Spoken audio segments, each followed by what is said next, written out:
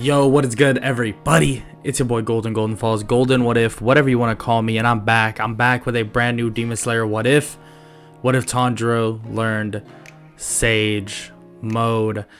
First off, I want to say, make sure to check the description, check the join button, all that good stuff. I have membership on this channel, and I'm gonna start posting videos early for all the members. And actually, a quick shout out to the 3 members that are currently on, well, the membership: Destroyer God Broly, Majin Edits, and Slushy. Shout out to them for being a part of the membership club. More or less just paying a monthly subscription for just, you know, emotes, badges, stuff like that, cool things. So I wanted to start doing more for the people that do or pay for the membership. So I'm gonna start posting videos early for them. So they might be watching this video a lot earlier than if some of y'all are watching it currently right now. But yeah, just keep that in mind. Whenever I'm done with a video, I will be posting it immediately for the members, and then it will, obviously the normal video will be posted at a regular time that I normally post. But I just wanted to say that really quickly. And then also shout out to my boy Saint for obviously the music, and check out the description, everything links in the description for both the membership, Saint, and my Discord, stuff like that. And yeah, I think that's about it. I know that's a mildly long intro, and I try not to do those, but sometimes it happens like that. And yeah, that's about it, and I hope y'all enjoy this what if. Let's just get right into it. Let's get it. Tanjiro Kamado. This boy was known in a different universe as someone that fought off the demons with the power of water breathing and sun breathing. A boy that would stretch his limits and even go toe-to-toe with the Demon King, Muzan Kibutsuji. Tanjiro Kamado would have his sister by his side, and he'd want to cure her of, well, the quote-unquote curse of being a demon. But this story will have a different outlook. In this universe, Tanjiro gets mixed in with some people that weren't normally supposed to be in his universe. Some, well, more like toads or frogs that will be the main course of action for Tanjiro. When Tanjiro is young and, well, bright, he is a family boy. He wants to take care of his family the best he possibly can. Going down, selling coal, charcoal, anything he possibly can to help his family. On top of that, he wants to help his family in many other ways, as well as, well, people around him.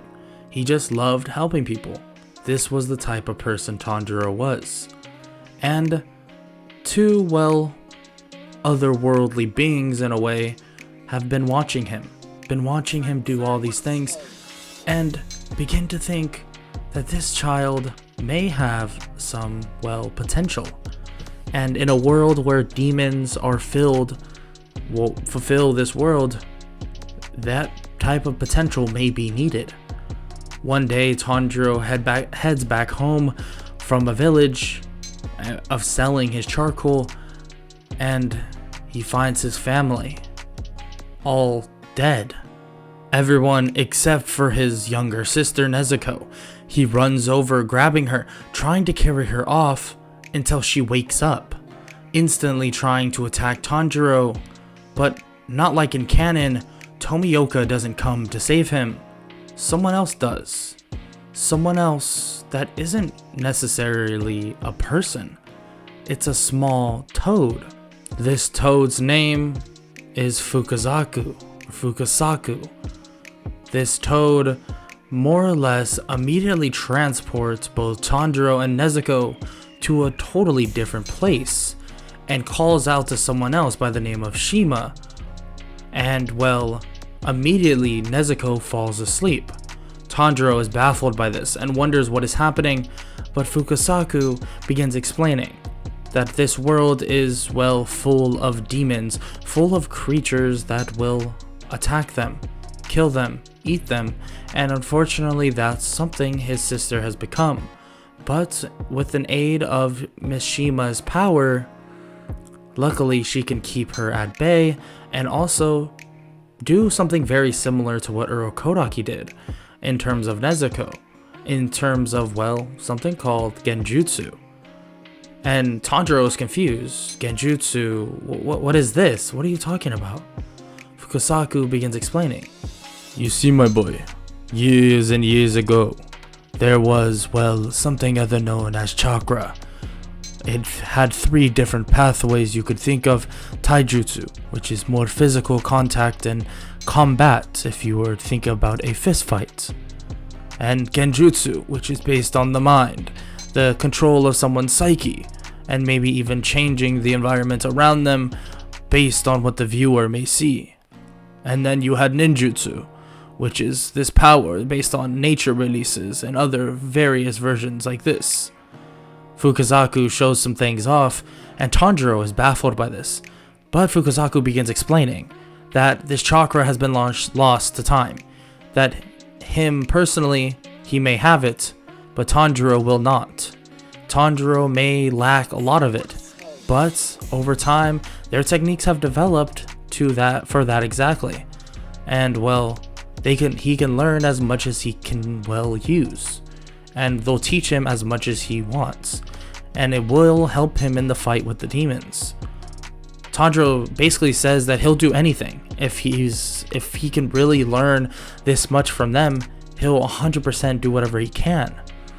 And Fukasaku begins to nod, saying that he will train him the best he possibly can and as fast as he possibly can, so that him and his sister can get back to a normal life once again. So Tanjiro's training then commences, and quickly they find out that, well, chakra and other usages are very different nowadays.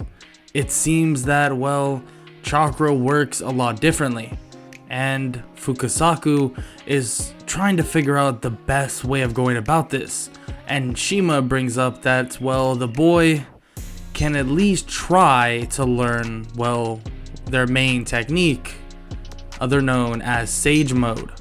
And Fukasaku shakes his head, saying that if the chakra doesn't work properly and these other things do not work properly, there's no way Sage Mode will. But Shima just recommends that they have to try. The boy needs to go back. The boy needs to go back and, well, fight for, well, the sake of his sister. So Fukasaku nods and begins explaining the idea of Sage Mode to Tanjiro. The idea that you need to calm oneself completely. Feel nature around you. You need to be one with nature itself. And if you're able to do that, you'll find, well, amazing strength within nature. Nature will gift you that strength. Or at least, that's the theory of how it should work now. Back in the other days, it didn't work like this. It revolved around chakra, gaining nature chakra, infusing it within yourself. But it seems that nowadays it's slightly different. So their training begins. They use various things like the toad oil and basically just the training that Naruto would have used to gain Sage Mode. Same thing with how Jiraiya learned Sage Mode. And initially it seems hopeless, but not quite. Tanjiro refuses to give up and continues to calm himself. More and more and more. Eventually feeling this weird sensation. His sensory aspects of him begin to increase. His sight, his smell that was already amazing, his hearing, his feel, his touch, everything. He begins sensing everything around him. He opens his eyes, and his eyes are, well, kind of like a frog's. They're orange or yellow with just a line. And Fukasaku and Shima are completely shocked by this. By this time, it's only been about 7 to 8 months. How does this kid already have a grasp on this? But right when they begin speaking, well, Tanjiro loses sight of it, and he loses it immediately. He puts his head down and says that he messed up, he lost focus. And it's weird. It feels that he can maintain it. This is as if y'all remember in the canon, Tanjiro was able to use concentration breathing consistently, and that idea might be able to be used here if he focuses hard enough and uses his sensory aspects. This may be possible, but he's not quite sure yet. Frankly, he needs to really get Sage Mode down before he even thinks about doing something like that. So their training continues, eventually leading them to, these weird spiky pillars, and Tanjiro tries to learn to balance upon them. Every time he felt that he may fall, he would think to his sister, think about what he needs to do to make sure they both can have a normal life once again. And he continues to push himself harder and harder. During this time, on top of trying to learn Sage Mode, Fukasaku and Shima begin teaching the boy, more or less basic martial arts and how to use different weaponry, just out of necessity. Frankly, they don't, use weaponry themselves, but they can learn through scrolls and other things like that. Past ninja have, made these scrolls to basically learn these martial arts. So that's what Tanjiro does. Tanjiro actually ends up using odd kunais, basically like dual wielding kunais instead of an actual sword. And that will come into play a little bit later. So this training continues. Both Sage Mode training in the mornings and the afternoons, and at night he'll be training with his kunais and his small swords and short daggers, everything like that. Learning martial arts from various different types of, ninjas, or shinobis they called them. And eventually he finishes that training. Eventually he finishes it after 2.5 long years. Tanjiro's finally done. But now here's the problem. Here's the dilemma, Shima and Fukasaku have been thinking about for a while, but didn't want to bring it up to Tanjiro. Didn't want to bring it up to him because it would make him definitely question his training and what he needs to do. And that's Nezuko. Yes, Nezuko seems to be at ease right now, but they're not sure if she'll be like that forever. And frankly, they know that demons are not accepted. And they begin explaining that to Tanjiro. And Tanjiro says that she'll be accepted, that he'll make sure she'll be accepted. But they say that they're not telling him to abandon her or kill her by any means. Just leave her on Mount Miyaboku, where she's safe, guaranteed safe from any danger. And Tanjiro thinks about this and realizes that maybe this is the best course of action. Maybe leaving Nezuko here will make sure she will be okay. So the decision is made. Tanjiro will leave Nezuko on Mount Miyaboku for Shima and Fukasaku to take care of, while he goes out and tries to find a way to cure his sister. He does some last minute training and then is sort of teleported back around a hashira mansion. Fukasaku knew about these demon slayers and decided to drop Tanjiro right where he knew he would find them. So during a roam of basically a forest, Tanjiro comes across this mansion and approaches it slowly, but he's quickly apprehended of some sorts by some, kind of like underlings in a way, and they try to bring him in, but he quickly breaks free and asks what they're doing, that he's just looking around, that he just came by. The master of all the demon slayers then hears the ruckus and comes out and introduces himself. Tanjiro introduces himself as well as Tanjiro Kamado, and they have a short and brief conversation about where he came from. Tanjiro doesn't fully trust the, person in front of him, but then realizes pretty quickly that he's a pure-hearted person, and he can actually sense a couple more people within the mansion that are pure-hearted as well. So he decides to trust him. He begins explaining that he trained on a, well, toad frog infested mountain called Mount Miyaboku with his masters Fukasaku and Shima, and they were also toads or frogs, something like that. And well, the master of the Demon Slayers is visibly confused.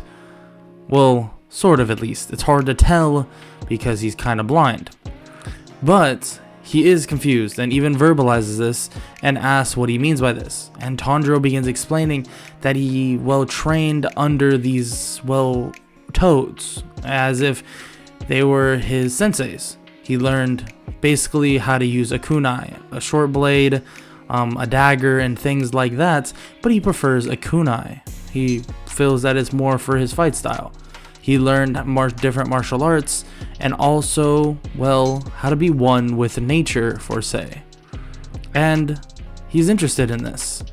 He asks if he can explain more, and Tanjiro begins to explain it. Explains Sage Mode, explains what he went through to learn it. And the master of all the Demon Slayers is very, very interested and calls for all the hashira to, well, greet this new person that just arrived. Tomioka, Shinobu then greet him and say that the others are currently off, well, on a mission, but Shinobu introduces herself, and so does Tomioka, very awkwardly and very timidly.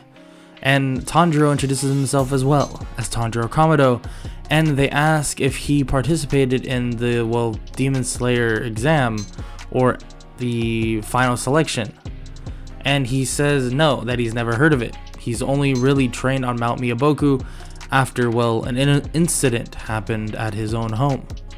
And they're shocked to hear what happens, that his whole family died and his sister was turned into a demon. And they ask where she is now, and he says that she is safe on Mount Miyaboku under the some sort of genjutsu of one of his senseis. And they're surprised by this and begin thinking about, well, this girl, she got turned into a demon. That means the person that killed his family is Muzan, the Demon King, Kibutsuchi. And this isn't good. Muzan must have done this for a reason, and maybe after Nezuko, maybe after Tanjiro. But Tanjiro says that it's nothing to worry about, that Mount Miyaboku is practically, well, inaccessible. It's like a safe haven in a way. They nod and say that they'll just hope for the best. But Shinobu then explains that he needs to be tested. He needs to be tested, well, in the art of being a demon slayer. And maybe they could even get special kunais for him for killing demons. He asks why does he need a special kunai, and the whole Nichi ring blade and certain things are explained. That a demon can only be killed by a special metal of a sword, and then also, or the sun, really. And Tanjiro nods, confused, but just goes with it. So Shinobu decides to test him. She calls over Kanao and asks Kanao to please spar with him. And quickly, it's obvious, well, Tanjiro is on the back foot. But he's not in any sage mode at all. He's just in his normal state. He may be on the back foot, but he can find openings in Kanao's, well, fighting style. And he finds them pretty quickly. He's been learning martial arts the last 2.5 years, and from masters that will have scrolls of some of the most prolific martial artists to ever, well, live. So he's pretty good at martial arts, but the thing is this won't really help you too much, at least he doesn't think, against a demon, at least what they make them out to be. Quickly though, Tanjiro backs away from Kanao and enters Sage Mode. It takes him a second, but he's able to enter it pretty quickly, only taking about 10 seconds to really focus himself down to, well, nature itself. Kanao attacks, but guess what? There is a large gap in technique, in power now. It's as if, well, Tanjiro has an aura of invincibility. He feels untouchable. Kanao tries to punch him, but she can't even land a blow. Even Tanjiro decides to punch past Kanao and still lands a light tap on her cheek, making her basically flinch to the ground. He apologizes and puts out his hand, and, well, she grabs it and gets helped up by Tanjiro. She actually begins talking, saying that it was a good spar, she guesses. Shinobu is shocked by this and kind of begins to trip about it a little bit too much. Tanjiro is confused though. Tanjiro doesn't know how Kanao hasn't really spoke on her own accord like ever. She's always flipped a coin. How was he able to do that? Tanjiro explains that it might have something to do with Sage Mode, or at least the nature energy within him might make her more comfortable. It's as if you're talking to an animal that can't talk back, right? He kind of smiles and says that it's like having, well, a dog. You know, the dog's not going to talk back to you, but you can rant to the dog as much as you want, and you'll know they'll always be listening. And Shinobu's eyes grow wide and is shocked by this.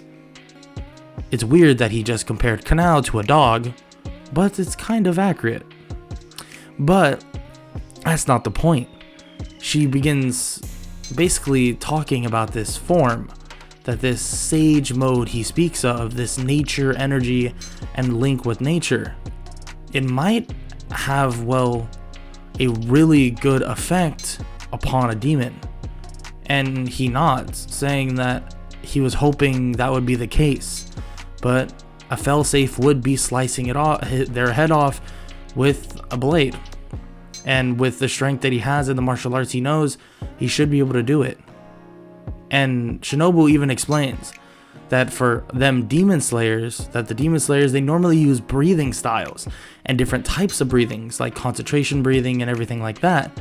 But it seems like Tanjiro is already consciously doing that, but without actually doing it. She's kind of confused about it, but it's as if this connection with nature has given him and stimulated his body to the point that its breathing control is as good as a hashira, which obviously a lot of demon slayers that are of high tier eventually get to the point where their breathing techniques are really, really good, but hashira have various other techniques that will help them. But she means in raw power. He's definitely has some, well, things to learn, maybe some extra tricks that he could add into his little, well, pouch. But for now, he's on a great step forward. So immediately they basically get sent off some replica kunais for him to get his Nichirin kunais, you could say. So they wait for that.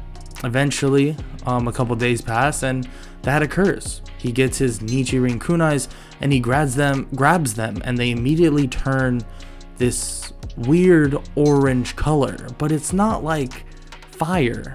It's like the eyes that he has in Sage Mode. This orange yellow tint. It's like a frog's eyes, a toad's eyes. Tanjiro doesn't really know the, well, reason behind the color. He doesn't really mind. He just knows that it kind of matches his Sage Mode, and that's probably why it's like that. As this contemplation occurs, well, Tanjiro begins to hear the flapping of wings, and it's a bunch of crows. Crows begin swooping down, and even one lands on his shoulder and begins to speak about how a, well, mountain is holding a family of demons, and demon slayers are going in, but they're not coming out. And the master explains that this may be a threat, so the hashira should go. So these plans are made. Tanjiro is then, well, curious if he can, well, tag along with them and accompany them on this, well, mission. And the master of the demon slayers actually decides that this is probably a good idea. So that's what he does. He accompanies them and they approach Mount Natsugumo. When entering the forest, Tanjiro can immediately sense various demons, but it actually seems that some are currently occupied, some are currently fighting, but there's one, actually two, together. So he tells Shinobu and Tomioka where the others are, and he goes to the two that he can sense and says that he'll go this way, that there's one currently about, well, 70-ish paces and then 500 paces to the right. So that's what he does. He heads over and eventually finding a young demon speaking with his sister. You know, you have to be useful to me for you to matter in this family, so hurry up. Tanjiro appears in front of the demon, and the demon begins to speak. Now, who are you, and what do you want? Well, ideally, I need you to stop talking to your sister that way. Secondly, you need to get out of this forest. This forest? Oh no, see, here's the thing, Mr. Demon Slayer. This is my forest, and this is where my family lives. So you are invading us. Immediately, Tanjiro's eyes turn yellow, sensing the danger involving with this demon by the name of Rui, and Rui immediately sends these strings at Tanjiro. But quickly, the strings smash against Tanjiro, but they just break into pieces. Rui is shocked by this. How the hell is he able to do that? Tanjiro immediately dashes at him, but Rui doesn't see a sword. He doesn't have a sword? No, but Tanjiro has, well, shorter blades by the name of kunais, and immediately begins slicing at Rui. Rui dodges, barely, but he gets slashed slightly and realizes that that is his substitute for a sword. And Rui realizes that, well, Tanjiro is not someone to mess around with. So their fight begins, truly begins, in an all-out brawl. But, well, Tanjiro is too good. He's too good of a tactician at this point, and, well, his powers are way stronger than anything Rui can output. It's as if he doesn't even need the kunais. And Tanjiro even begins feeling this, putting them away and walking toward Rui. He throws his blood demon art at Tanjiro, but he just smacks it away and continues walking toward him, and eventually stands in front of him and punches him in the stomach so hard that it obliterates his torso, and Rui can't regenerate it back. He's struggling. It's as if this connection with nature is a direct opposite to the demon's, well, ability to regenerate and, well, ability to stay alive. So Tanjiro grabs the head of Rui and puts his head down and smashes it with his own bare hands, and Rui begins fading to nothingness. Tanjiro realizes that this power that was given to him, this power that he trained for under his two masters, his two senseis, was the direct response to, well, these demons, was going to be the key to him defeating them. And, well, he begins to leave the forest and search for anybody else who needs help. And they, after all that, they bring everybody who was injured, wounded, or anything like that back to the Hashira mansion. When he arrives, he sees two demon slayers basically out of commission. So he decides that he'll just wait around for now until his next mission arrives, in which a couple of them did. Nothing crazy, nothing he couldn't handle, so he just went, finished them off, easy as that. And frankly, nothing insane happens until, well, the Flame Hashira Rengoku arrives once again, and actually Tanjiro is the first time meeting Rengoku for him, and he shakes Rengoku's hand, and he's obviously very respectful. Well, both of them are. Both Rengoku and Tanjiro are both respectful people. So that whole exchange happens, and eventually Rengoku decides that he's going to take Tanjiro along for a mission involving a demon that is running rampant, well, in a train? Rengoku kind of explains this, but they head off. Eventually, finding that the, well, train they're seeking is actually out of commission currently, and it's currently having repairs. So they actually go meet these people that are repairing the train in kind of like a disguise, bringing them bentos. Eventually finding out that there is actually a demon among them, hiding in the back, well, area of the building. Tanjiro actually senses this demon instantly and makes a move, basically killing the demon before he could even get out to hurt the child, or the boy that he was holding. So Rengoku is really impressed by this and tells him that it's pretty good that he's able to move and react this way, and he's only been a demon slayer for, well, a couple days, it feels like.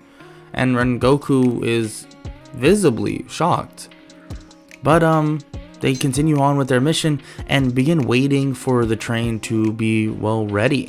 Actually, they wait at the train station, eventually leading to them entering the train with bentos, and they just eat on the whole ride, like waiting for the demons to show up. Eventually a couple do show up, a couple that are very, well, not very strong at all. So they easily fight them off as if it was nothing. Rengoku did it practically with one arm.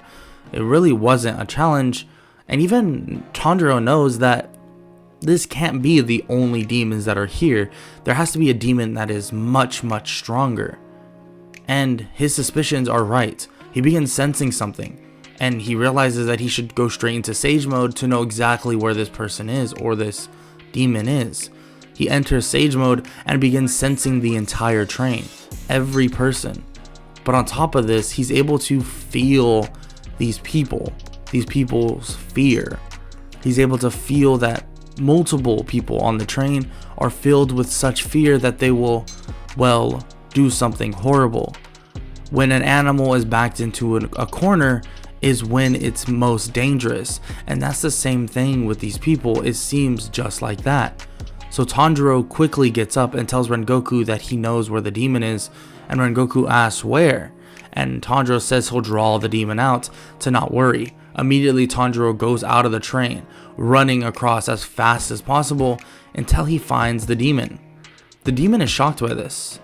The demon is confused how he knew he was there, but he doesn't matter. It doesn't matter. He doesn't care. You know, I could have put you in such a beautiful sleep forever, and you could have been happy. But for some reason you knew I was here, and now you want to fight. It doesn't make sense to me, but that's fine. You can sleep in an eternal nightmare forever.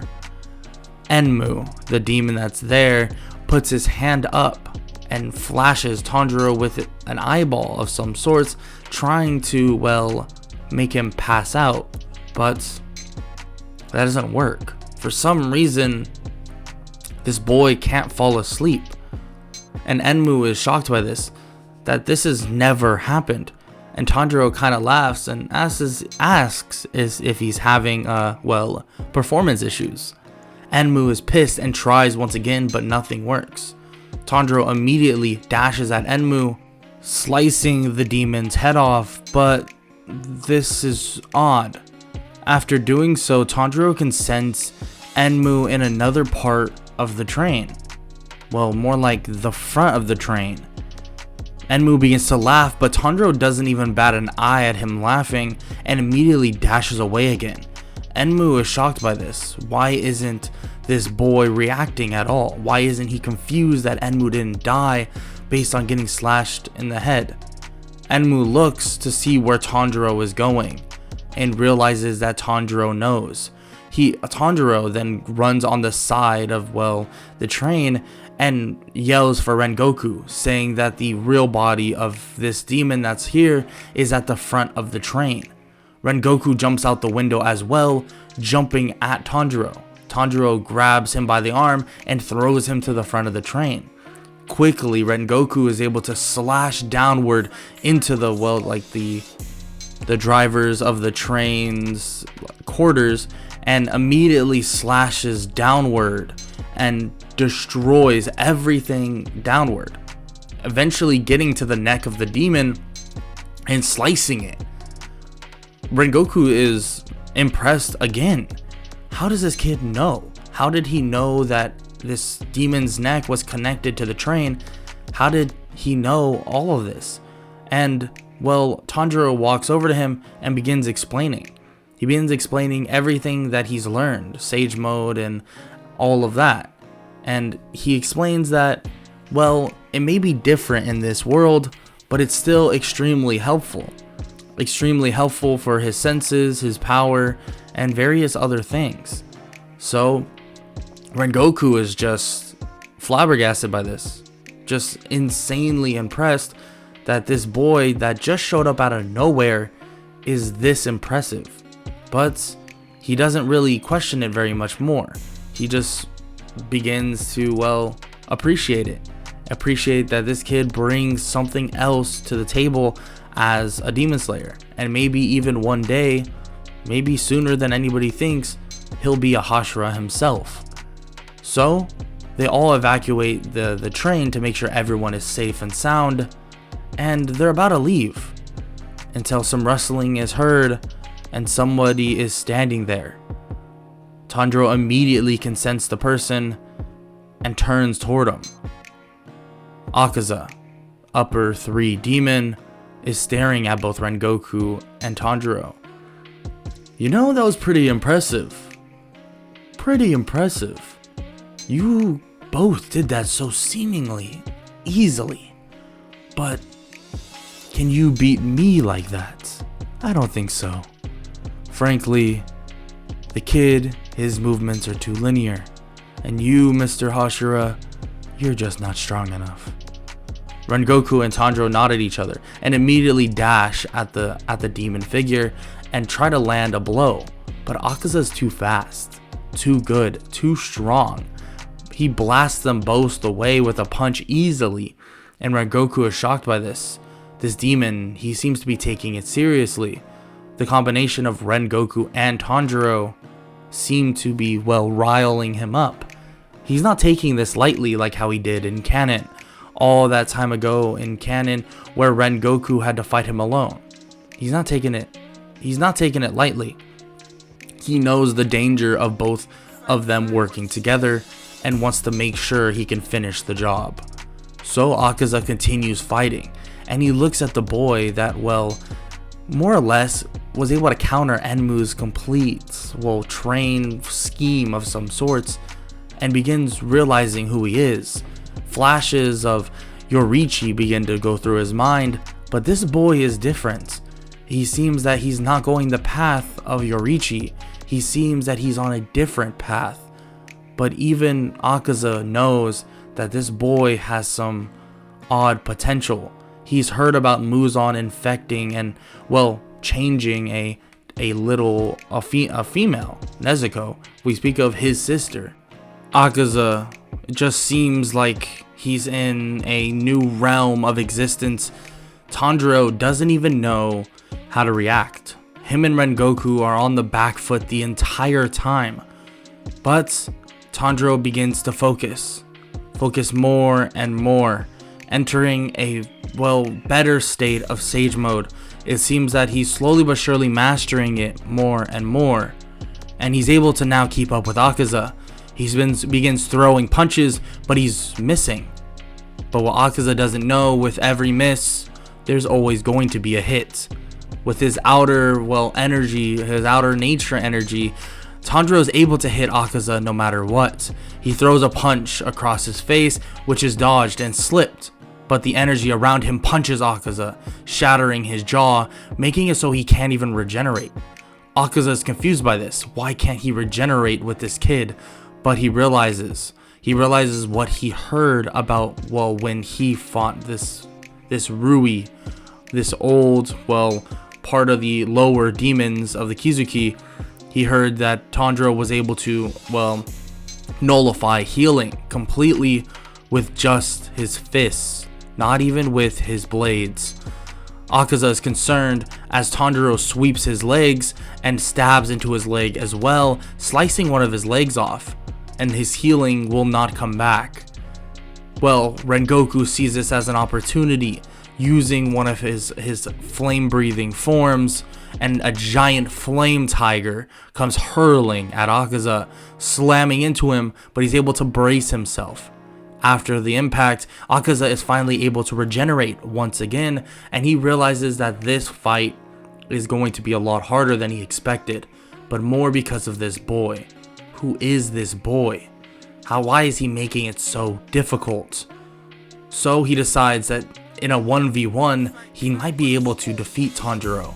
So he needs to make the killing blow with Rengoku quick. So he tries to do that. He kicks Tanjiro away and immediately sends his hand through Rengoku, but Rengoku is able to slide out of the way just in time, missing vital organs, and Rengoku slices at his head. Tanjiro comes in as well, slicing at his head too, and Akaza is barely able to get out of it. Akaza realizes that this fight is going to be way more difficult than just killing one of the hashira and then fighting someone else. It's not that simple. So he's about to take his stance to, truly get into the mind of Tanjiro and Rengoku, trying to find a way to counter them, until he begins to realize. Light begins to show and the sun begins to rise. This isn't good. Akaza decides to take off, but who's waiting for him? Tanjiro. He kicks him back toward Rengoku, and Rengoku slices one of his legs off. They both scream that they're not going to let him leave until the sun makes him dissipate. The sun makes him disappear. He tries to escape and even tries to kill Rengoku to get out of there, but Tanjiro is able to block, breaking one of his arms, more like smashing it into pieces, making it completely unhillable, at least for the time being, and Tanjiro wraps his legs around him and puts the blade up to Akaza's neck and goes to slice it. Akaza is forced to react and block as best he possibly can, but the sun is still rising. That is the goal of, Tanjiro, to kill him via the sun. He stabs his two kunais into both of his arms and jumps and slams on his legs, shattering his legs again, and Akaza tries to fight through it. Even more or less cutting up his own arms to get out. He tries to run, but he can't. His legs aren't healing quick enough, and the sun is now risen. Akaza looks up and tries to do anything to escape, but it's too late. Akaza begins to get burnt up by the sun. Akaza is dead. And this is no good. This is no good. Muzan can feel it. Muzan can tell that Akaza, one of his strongest demons, have just perished to the sunlight. He's furious. He's pissed. This can't be happening. It shouldn't be like this. So Muzan decides that he needs to figure something out. At least, hopefully in time, to fight this, demon slayer himself, if need be. So, Tanjiro and Rengoku get out of there, luckily with only some minor wounds, and Rengoku doesn't actually die in this universe. Luckily. I don't think anybody wants to go through that tear-jerking moment ever again. So they end up leaving, finally arriving at the Hashira Mansion, and news, gets to the Hashira Mansion before they could, that they just defeated the upper 3 demon Akaza. Everybody is shocked by this, but congratulates them. In the meantime though, Tanjiro realizes that he needs to continue his training, that fighting Akaza has really opened his eyes, that he has his own limitations. Rengoku does as well, and he even brings this up to Rengoku, saying that they both have their limitations, and that yes, they were able to make up for that with themselves, with both of them being there, but they weren't able to kill Akaza via decapitation. They had to wait for the sun, and if he came in the mid of the night, maybe they wouldn't have been able to beat him, and maybe it wouldn't have been as quote unquote easy as it was. Rengoku nods and says that maybe they should begin training together. And Tanjiro is completely for it. Tanjiro will show Rengoku what he can, and Rengoku can show Tanjiro what he knows. So their training begins, at least for a little while. They begin training and doing other things like that, eventually leading to, well, Tanjiro getting close with everybody around the Butterfly Mansion and just the Hashira Mansion in general.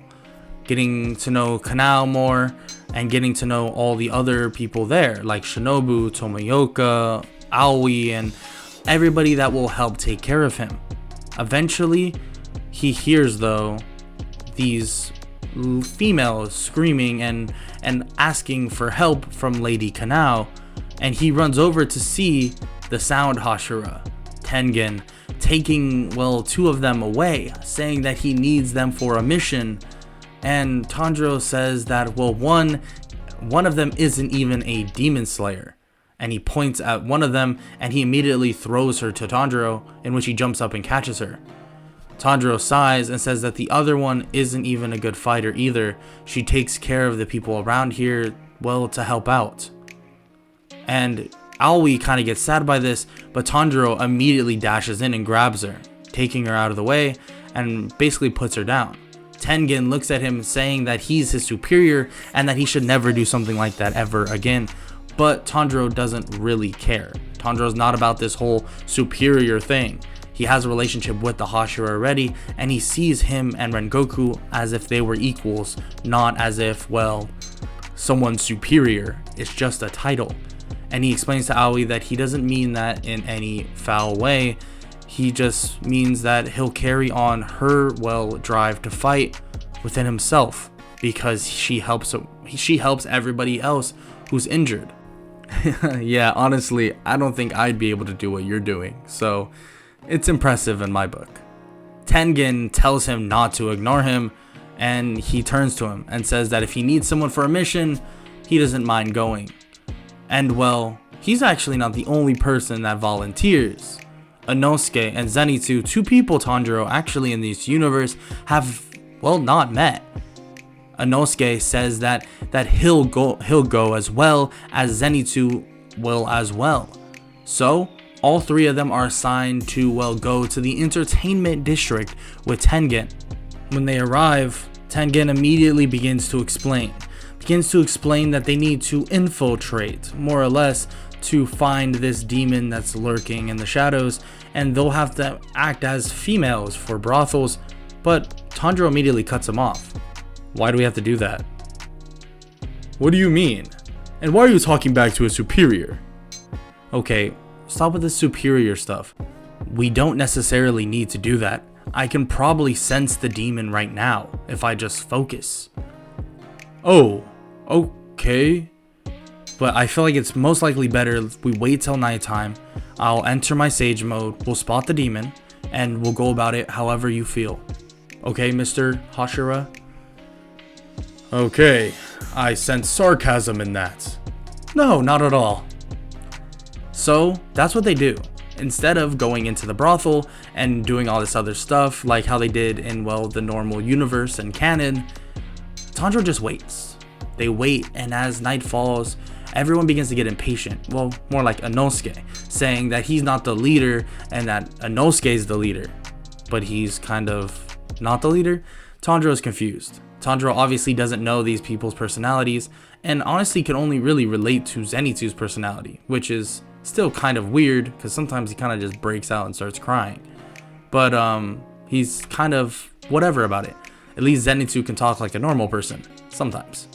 So, night falls, and finally, Tanjiro begins meditating, and Inosuke keeps bothering him, asking, "What are you doing, Tanjiro?" And saying all this stuff while Tanjiro is trying to focus. And Tanjiro tells him to relax, and that he's meditating first so he can enter sage mode at its fullest extent. So he meditates, entering his sage mode, and he opens his eyes, and Inosuke immediately calls him Frog Anjiro, thinking that he looks like a frog, or a toad, or something. So, that weird interaction happens, and Tanjiro begins to sense around. sense every single brothel. He can feel the people that are there. He can feel some are normal. A lot are normal. There's practically no demons here until he gets to one last brothel. One that has a demon. But there's also a female that is captive within that area. Captive right where that demon is standing. And well, this worries Tanjiro. He's heard that, well, Tengen has 3 wives, and this could easily be one of them. I mean, one could have easily got caught, and now they're in this situation. He immediately tells Tengen the location and says that this could be one of his wives. He doesn't want to, well, spread false, well, danger to him, but if their mission was to seek out these demons, this could be one of them. So Tengen immediately bolts off with Tanjiro and the other 2 people, well, both Zenitsu and Inosuke, and they kind of wait. Those 2 end up waiting on the buildings and begin scouting for them. But they immediately dash into the building, and they realize that that is one of his wives. He immediately saves Makio, saves her luckily in time before the demon can actually come back. She explains that the demon will come back very soon, so they need to go. But Tanjiro approaches her and says that they're going to beat the demon and kill them tonight. And Tengen actually respects him finally for this, not really seeing him as an underling, but doesn't even say a word, just nods. Tanjiro can tell that, well, Tengen's attitude is different when it has to do with these people, with these wives that he has. He must really care for them a lot. Eventually, Makio is, well, sent out, and she stays with Inosuke and Zenitsu, just in case. And they wait for the demon to arrive. And she does. She arrives and introduces herself as Daki, and Tanjiro immediately looks into her eyes and sees that she's upper 6. And he shakes his head. Daki scoffs at him, saying, why is he looking at her like that and shaking his head? Does he think that he's better than her? Well, it's wild that you don't know who I am. You really don't know, do you? Daki responds saying that no, obviously not. But then her eyes grow wide, and she begins to get a flashback from Muzan himself of Yoriichi. But this isn't what Tanjiro was referring to. And she talks about it. She says that, oh, just because he's some, well, I don't know, resemblance to him doesn't mean anything. But Tanjiro shakes his head. That's not what I was talking about. I was one of the 2 that, well, killed your superior, Mr. Akaza. She is completely astounded by this. She thought that it was 2 hashira and that they played a dirty trick. Oh no, I'm no hashira, but I did play a role in defeating him, just like how me and another hashira are going to defeat you. She goes on the attack, attacking them with her cloths, but Tengen is not, well, forgiving her by any means. He dashes in and slices her head off immediately. And her head drops to the ground, and Tanjiro is confused. That was even easier than he thought it was going to be. But he sees that she's not disappearing.